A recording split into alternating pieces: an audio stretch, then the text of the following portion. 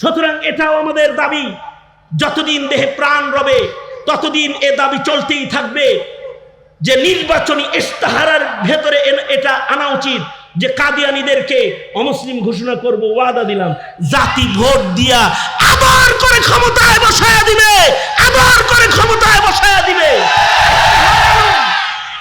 এটা 90% মুসলমানের মাটি, এখানে কাদিয়ানীরা মুসলিম পরিচয়ে থাকতে পারবে না।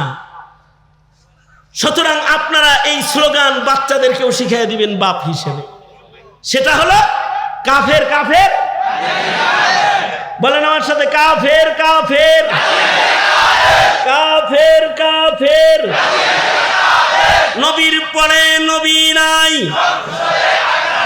কাফের কাফের। ফতোয়াটা শোনালো নাকি? সেটা হলো কাদিয়ানীর যে কাফের বলে না সেও সুতরাং কাফের কাফের, নবীর পরে নবী নাই, কাফের কাফের, নবীর পরে নবী নাই। জোরে জোরে বলেন ভাই, কারণ বইলা বইলা ইমান বাঁচাই, ঠিক না বেঠিক ভাই রে ভাই? আরো জোরে, কারণ এগুলো বলে বলে আমরা আমাদের জাতির প্রজন্মের ইমান বাঁচাই, ঠিক কিনা? জোরে আওয়াজ করে বলেন।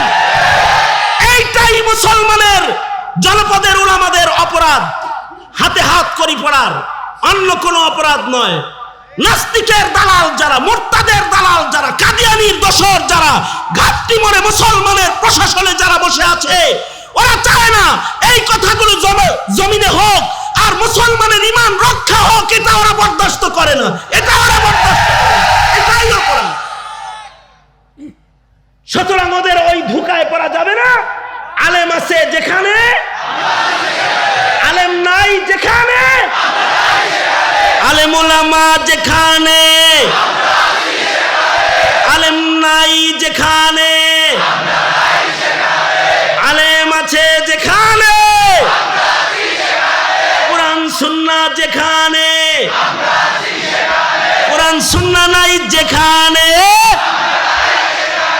মনে থাকবে তো ইনশাআল্লাহ।